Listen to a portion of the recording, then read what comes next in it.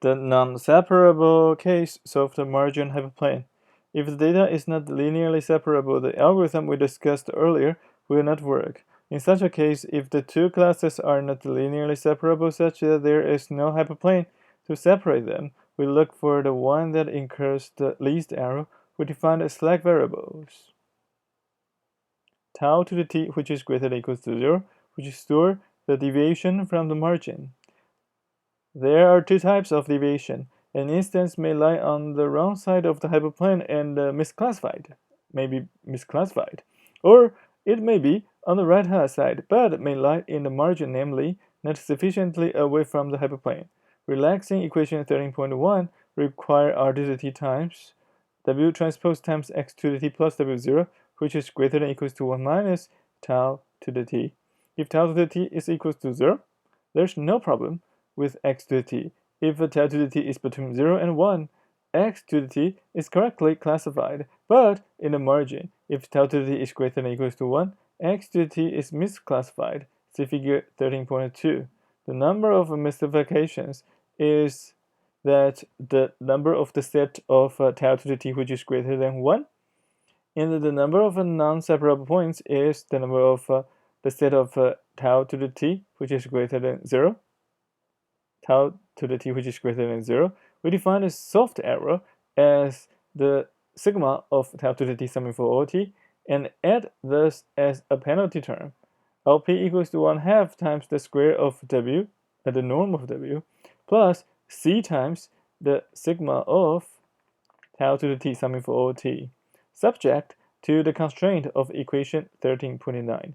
C is the penalty factor as in any regularization scheme trading of complexity, as measured by the L2 norm of the weight vector, similar to weight decay.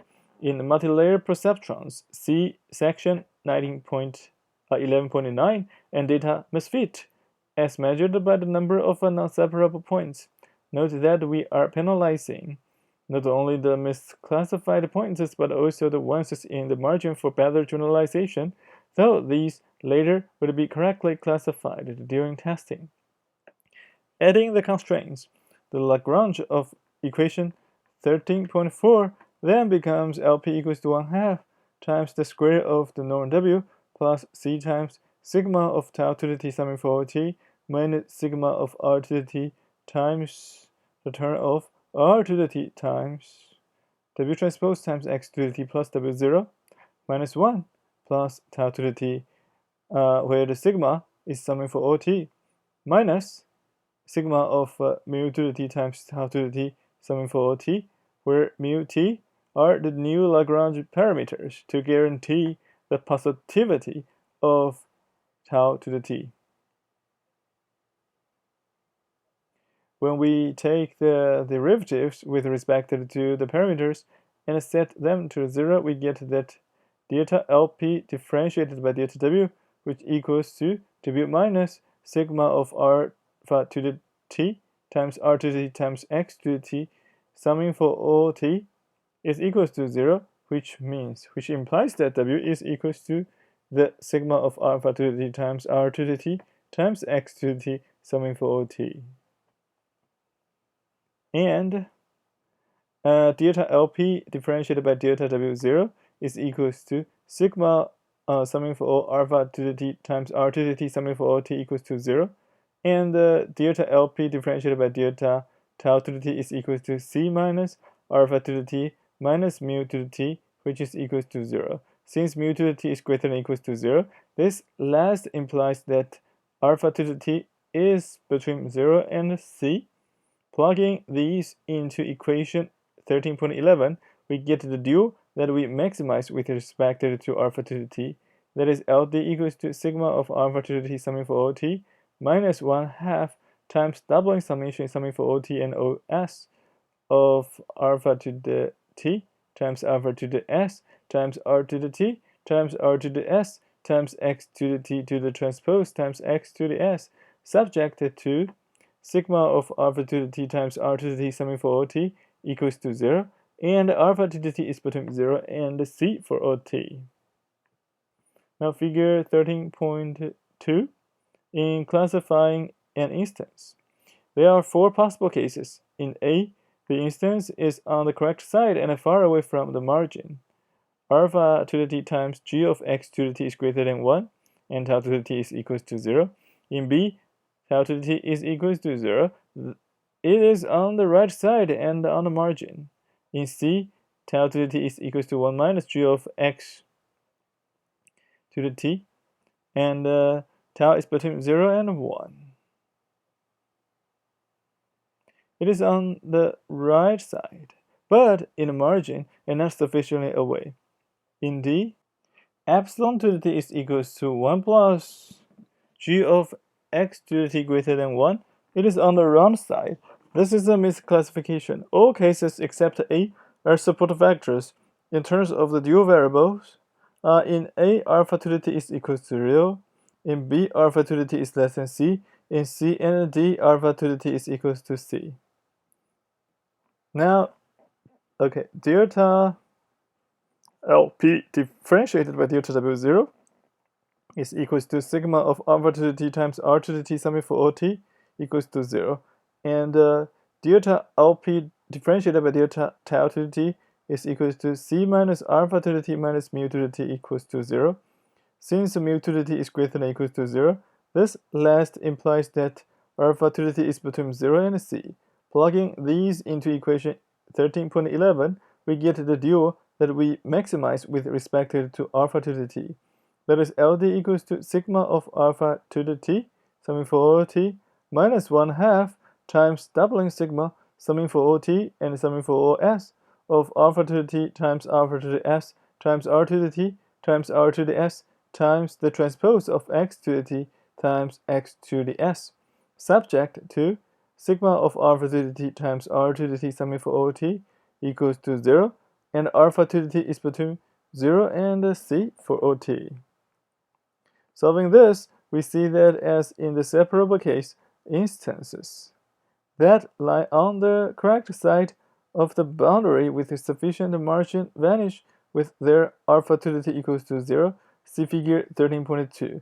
The support vectors have their alpha to the t greater than 0, and they define W as given in equation 13.12. Of these, those whose alpha to the t less than c are the ones that are on the margin, and we can use them to calculate the W0. They have tau to the t equals to 0 and satisfy r to the t times W transpose times x to the t plus W0 is equals to 1. Again, it is better to take an average over these W0 estimates. Those instances that are in the margin or misclassified have their alpha to the t equals to c. The non-separable instances that we store as support vectors are the instances that we would have trouble correctly classifying if they were not in the training set.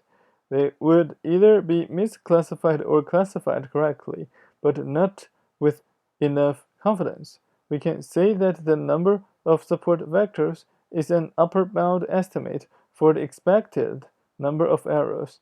And actually, Vepnik, 1995, has shown that the expected test error rate is En of P of error is less than or equals to En of the number of support vectors divided by n, where En dot denotes expectation over training sets of size n. The nice implication of this is that it shows that the error rate depends on the number of support vectors and not on the input dimensionality. Equation 13.9 implies that we define error if the instance is on the wrong side or if the margin is less than 1. This is called the Hinge loss. If y to the t is equal to W transpose times x to the t plus W0 is the output and r to the t is the desired output, Hinge loss is defined as L hinge of y to the t, r to the t equals to 0 if y to the t times r to the t is greater than or equals to 1. Otherwise, L of hinge loss of y to the t, r to the t is equals to 1 minus y to the t times r to the t. In figure 13.3, we compare hinge loss with the 0-1 loss, squared error, and cross entropy. We see that different from 0-1 loss, hinge loss also penalizes instances in the margin even though they may be on the correct side, and the loss increases linearly as the instance moves away on the wrong side. This is different from the squared loss that therefore is not as robust as the hinge loss. We see that cross entropy minimized in logistic discrimination, section 10.7, or by the linear perceptron, section 11.3, is a good continuous approximation to the hinge loss. C of equation 13.10 is the regularization parameter fine-tuned using cross-validation. It defines the trade-off between margin maximization and error minimization. If it is too large, we have a high penalty for non-separable points, and we may store many support factors and overfit. If it is too small, we may find two simple solutions that underfit. Typically, one chooses from the closed interval starting from 10 to the minus 6, 10 to the minus 5, and so on until 10 to the 5, 10 to the 6 in the log scale by looking at the accuracy on a validation set. Figure 13.3. Comparison of different loss function for r to the t equals to 1. 0 loss is 0 if y to the t is equals to 1. Otherwise, hinge loss is 0 if y to the t is greater than 1. 1 minus y to the t, otherwise. Squared error is 1 minus y to the t to the square. Cross entropy is log of 1 divided by 1 plus the exponentials of minus y to the t.